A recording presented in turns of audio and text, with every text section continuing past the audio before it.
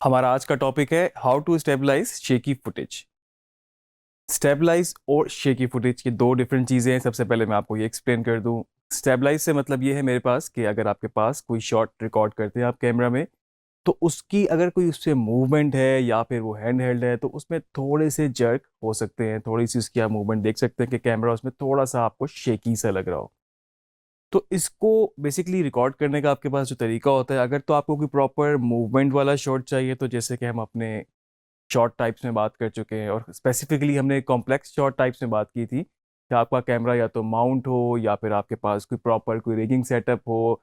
और आजकल आपके पास बहुत ज़्यादा कॉमनली यूज़ हो रहे हैं गिम्बल। आपके पास मोबाइल गिम्बल भी मौजूद हैं, आपके पास डीएसएलआर गिम्बल भी मौजूद हैं, और इसके अलावा बड़े कैमरास के लिए स्टेडी कैम यूज़ किया जाता था, प्रॉपर जो जैकेट होती थी, और उसके बाद आपका मूवमेंट वाला शॉट उसमें से आप अपना रिकॉर्ड कर सकते थे।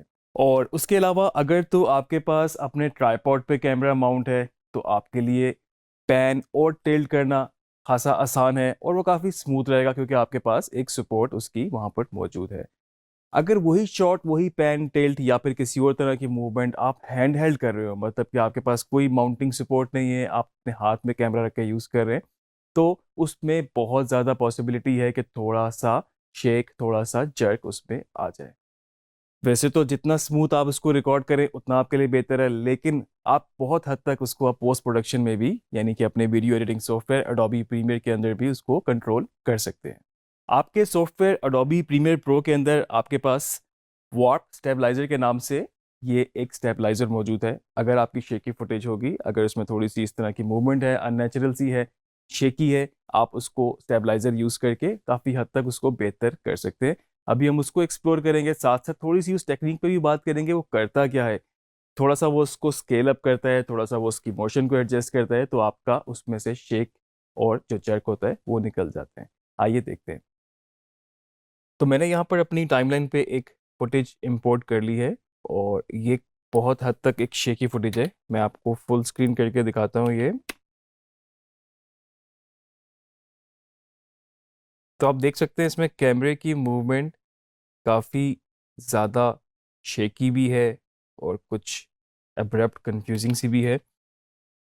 अब हम इसको देखते हैं कि हम इसको पोस्ट में कितना बेहतर कर सकते हैं। ऑब्वियसली हमने इसको स्टेबलाइज करना है। हमारे पास जो इफेक्ट यहाँ पर प्रीमियर में है वार्प स्टेबलाइजर के नाम से, मैं इफेक्ट में जाके, अगर मुझे इफेक्ट का नाम पता है, इवन कि मुझे सेकंड नेम भी पता है, तो मैं अगर वो भी लिखूंगा तो मेरे पास यहाँ पर, अभी मैंने स्टेब ही लिखा था और मेरे पास यहाँ पर ये इफेक्ट आ गया। और यहाँ पे मुझे ये शो हो रहा है कि ये वीडियो इफेक्ट्स के अंदर डिस्टॉर्ट के फोल्डर के अंदर वार्प स्टेबलाइजर आपके पास मौजूद है। डबल क्लिक कर सकता हूँ क्योंकि यहाँ पर मेरे पास क्लिप सिलेक्ट है, या ड्रैग करके इसको लगा सकता हूँ। आप देख रहे हैं कि इस वक्त मुझे अगर ये कंफर्म करना हो ये इफेक्ट लग गया है कि नहीं, तो मैं अपनी इफेक्ट कंट्रोल विंडो में स्क्रॉल डाउन करूंगा और यहाँ पर ये वार्प स्टेबलाइजर लग रहा है। तो बेसिकली क्या करता है, सबसे पहले ये इसको एनालाइज करता है। आप देख रहे हैं इस वक्त यहाँ पर ये इसको एनालाइज कर रहा है, और आपको एक फिगर भी दे रहा है, परसेंटेज भी बता रहा है। अब ये स्टेबलाइज करेगा इसको, एनालाइज यहाँ पर कंप्लीट करने के बाद। तो अभी जो भी इसकी बाय डिफ़ॉल्ट सेटिंग्स होती हैं उसके ऊपर इसने इसको रख के स्टेबलाइज कर दिया। हम इसको अब प्ले करके देखते हैं शुरू से ही।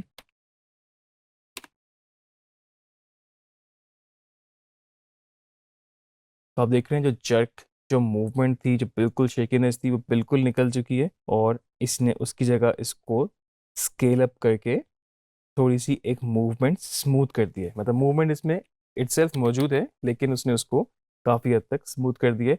और वो उसने इसलिए किया, वो उसको स्केल अप थोड़ा सा वो कर चुकी है। यही टेक्निक है, इसी वजह से वो उसको स्टेबलाइज कर सकते हैं। नहीं तो आपने देखा था कितनी ज़्यादा उसमें मूवमेंट थी, कितना ज़्यादा शेक था। और अभी जो हुआ है ये बिल्कुल बेहतरीन तरीके से मुझे लगता है स्मूथ हो चुका है। अगर मैं इसको स्टेबलाइजर के इफेक्ट को एक दफ़ा बंद करूं, तो आप यहाँ पर एक डिफरेंस देख सकते हैं कि आपका जो फुटेज था वो कितना ज़्यादा उसको स्केल अप करना पड़ा। इसके बगैर ये पॉसिबल नहीं था। कुछ और इसमें ऑप्शन ज़रूर मौजूद है नीचे, अगर मैं उनको भी थोड़ा सा एक्सप्लोर कर लूँ, तो आप देख सकते हैं कि आपके पास सबसे पहले तो ये आपसे पूछ रहा है कि आपका रिजल्ट, आपको स्मूथ मोशन चाहिए, जो कि अभी आपने देखा था कि जहाँ पर मूवमेंट थी तो हल्की सी वो एक स्मूथ मोशन आपको दे रहा था। अगर आप चाहें तो नो मोशन भी रख सकते हैं। अब ये दोबारा से इसको एनालाइज करेगा और उसके बाद फिर स्टेबलाइज करेगा। अब इसने जो स्मूथ मोशन की थी वो नहीं है, और आपका जो फुटेज है वो इस वक्त स्टैटिक रहेगा। आप देख रहे हैं इस वक्त मैंने ये फाइल प्ले की हुई है, और जो एक पहले मूवमेंट थी, मोशन थी, वो नहीं है। अब बिल्कुल आपका फ्रेम स्टैटिक है, और इस तरह से आपका ये बगैर मूवमेंट के हो गया। हाँ, इसने इसको इतना ज़रूर मूवमेंट में ये ज़रूर किया है कि इसको थोड़ा सा स्केल अप कर लिया है, क्योंकि इसके अलावा ये इसको स्टेबलाइज कर भी नहीं सकता था। तो ये आपके ऊपर है, आपकी चॉइस के ऊपर है कि आप इसमें मोशन दें या ना दें। बाज़ दफ़ा मोशन अच्छी भी लगती है, बाज़ दफ़ा ज़रूरी भी हो जाता है, क्योंकि वो इसको नो मोशन में उस तरह से बिल्कुल स्टैटिक सा कर देगा आपको। वो फ्रेम बिल्कुल आपको समझ में नहीं आएगा, आपको जिस तरह से आपको चाहिए होगा। और उसके नीचे हमारे पास स्मूथनेस की ऑप्शन है कि कितना परसेंटेज आपको स्मूथ करना है। बाय डिफ़ॉल्ट ये 50% होता है, जो कि खासा इस वक्त इसके ऊपर सही रहता है। अच्छा, उसके बाद ये आपसे पूछ रहे हैं मेथड, कि आपके पास क्या तरीका है इसको स्टेबलाइज करने का। तो आपके पास पोजीशन आ रहा है, पोजीशन, स्केल, रोटेशन आ रहा है, पर्सपेक्टिव आ रहा है, और सब स्पेस वार्प आ रहा है। तो बेसिकली ये क्या करता है कि अगर हमने इसको यहाँ से पोजीशन सिलेक्ट कर दिया, तो इस वक्त जो है ये इसकी सिर्फ पोजीशन को चेंज करते हुए स्टेबलाइज करेगा। आप देख रहे हैं इस वक्त कि आपको थोड़ा सा इसमें पर्सपेक्टिव डिफरेंट लगेगा, और क्योंकि इसने इसको स्केल नहीं किया, सिर्फ पोजीशन को ये कर रहा है इस वक्त, तो थोड़ा सा आपको इसमें एक डिफरेंस नज़र आ रहा है। और उसके बाद अगर मैं इसको तीनों ऑप्शन दे दूं, पोजीशन, स्केल, रोटेशन, जो कि मुझे लगता है सबसे बेस्ट ऑप्शन हो सकती है इस वक्त इस केस में।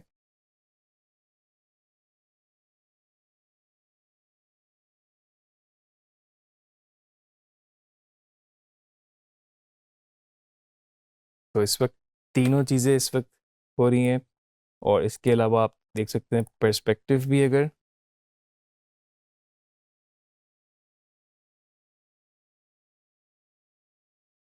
तो ये तो था पर्सपेक्टिव, और इसके बाद हमारे पास जो चौथा मेथड है सब स्पेस वार्प।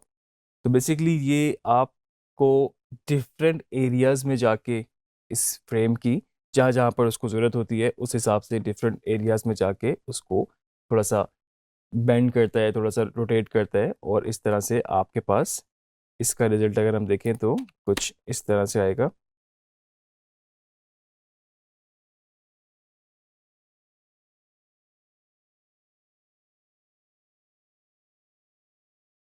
तो ये जो मेथड्स हैं बेसिकली आपके लिए ये डिसाइड करना मुश्किल है कि आप किस मेथड के साथ जाएंगे। मेरा ख्याल से ये बिल्कुल ऐसे ही है कि आपकी जो फुटेज जो उसमें शेक है उस पर डिपेंड करता है कि कितना उसमें डिफरेंट शेक है। कहीं पर स्केल की ज़रूरत है, कहीं पर पर्सपेक्टिव हिल रहा है, कहीं पर उसको स्पेसिफिक पॉइंट्स पे करना है जाके। तो वो टोटली डिपेंड करता है आपका मेथड कि किस तरीके से आप उसको करते हैं। नॉर्मली ये जो आप जब इफेक्ट लगाते हैं तो ये सेटिंग्स इस तरह से आपके पास हुई होती हैं, आपके पास रिजल्ट में स्मूथ हो सकता है। और उसके बाद मेथड जो है सब स्पेस वार्प, जो कि सबसे ज़्यादा कॉमनली यूज़ किया जाता है। लेकिन ज़रूरी नहीं है कि इन्हीं सेटिंग्स पे ही आपको वो डिज़ायर आउटपुट आ जाए। आपको इनको चेंज करना पड़ सकता है। आपकी अपनी फुटेज की जो भी उसमें जितना शेक है, जितना उसमें थोड़ा सा कॉम्प्लिकेशंस है, तो उस हिसाब से ही आपको अपने इफेक्ट लगा के आप इसको ट्राई कर सकते हैं। डिफरेंट डिफरेंट मेथड्स को देख सकते हैं, जो उस पर सूट करता है आप उस पर उसको यूज़ कर सकते हैं।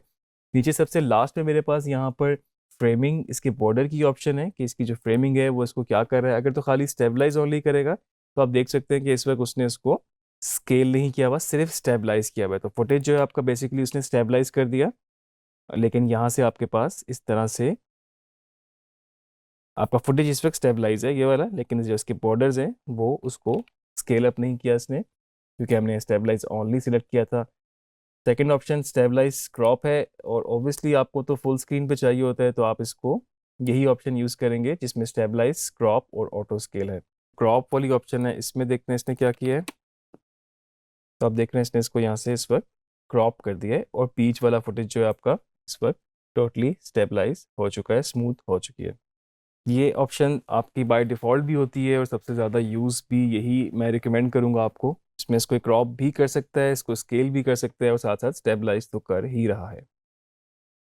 और इसी तरह से बॉर्डर में आपके पास फ्रेमिंग के लिए जो सबसे लास्ट है वो स्टेबलाइज सिंथेसाइज एजेस। तो बेसिकली इसमें क्या करता है, अगर ये ऑप्शन मैं सिलेक्ट करूँ कि तो जो जहाँ पर ब्लैक एरियाज बनते हैं, जहाँ पर जो एजेस बनते हैं, तो वो उनको ऑटो फिल करने की कोशिश करता है, आप देख सकते हैं इस वक्त।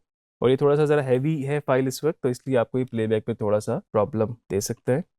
तो यहाँ पर ये जो एजेस थे ये साथ साथ इनको फिल भी कर रहा है। लेकिन इसमें भी बॉर्डर में आपके पास स्टेबलाइज, क्रॉप और ऑटो स्केल, यही बेस्ट इस वक्त बाय डिफ़ॉल्ट जो ऑप्शन होती है, यही आपके पास बेस्ट ऑप्शन मौजूद होती है। एक टिप मैं आपको इस पे एट द एंड देता चलूँ कि अगर आपने बाय चांस इसकी स्पीड या फर्दर कोई और प्रॉपर्टीज़ को छेड़ा हुआ हो, मिसाल के तौर पे इसकी स्पीड अगर आपने बढ़ाई हुई है और ये 200% इस वक्त हुई हुई है, तो इस पे जब आप स्टेबलाइजर का इफेक्ट लगाएंगे तो वो नहीं लगाएगा, क्योंकि वो कह रहा है कि warp stabilizer and speed can't be used on same clip. तो इसका तरीका ये होता है कि अगर आप अपने इस क्लिप पे राइट क्लिक करें, आपके पास एक ऑप्शन है नेस्ट की। तो बेसिकली ये क्या करता है, नेस्ट एक आपका वर्चुअल क्लिप बना देता है और आपको एक इस फॉर्म में, एक सीक्वेंस की फॉर्म में यहाँ पर ये दे देगा। अब जो भी उस क्लिप की प्रॉपर्टीज थी वो उस क्लिप के अंदर है, नेस्ट एक बिल्कुल फ्रेश वर्चुअल क्लिप बन चुका है। और अगर आपको फर्दर उसी क्लिप में जाकर चेंज करना हो, आप इस नेस्ट पे डबल क्लिक करेंगे तो आपके पास नेस्ट के सीक्वेंस के अंदर वो क्लिप एज इट इज़ खुल जाएगा। जो भी उसकी प्रॉपर्टीज, जो इफेक्ट्स होंगे वो एज इट इज़ वैसे ही रहेंगे। इसको हम यहाँ से बंद कर सकते हैं। और अब हम ये जो स्टेबलाइजर है इसको नेस्ट के ऊपर लगाएंगे, तो आप देख सकते हैं कि इस वक्त उसने सेम क्लिप के ऊपर, जिसके ऊपर हमने स्पीड चेंज की हुई थी, उसको नेस्ट करने के बाद उस पर ये स्टेबलाइजर लगा दिया। ये इसको एनालाइज करेगा और उसके बाद स्टेबलाइज कर रहा है इसको इस वक्त।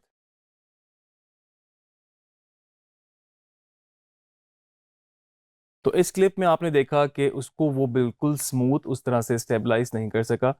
शायद हम इसकी फर्दर सेटिंग्स को चेंज करें तो उसको हम बेहतर स्टेबलाइज कर सकते हैं। और ये इसलिए नहीं किया क्योंकि पहले इसका शेक जो था नॉर्मल स्पीड पे कुछ और था, और अब जाके जब हमने इसकी स्पीड 200% की तो इसका शेक बदल चुका है, वो मज़ीद तेज़ हो चुका है।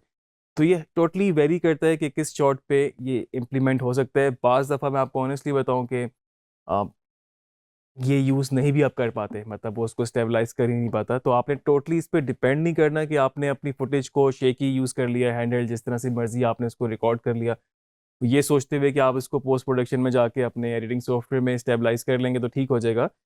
हो सकता है बहुत हद तक बहुत चीज़ें बेहतर हो जाती हैं, लेकिन बाज़ दफ़ा बिल्कुल नहीं भी होती। अपनी प्रैक्टिस को जारी रखिए, आगे फर्दर लेक्चर्स में मज़ीद टेक्निक, मज़ीद थ्योरी और मज़ीद प्रैक्टिस पे बात करेंगे।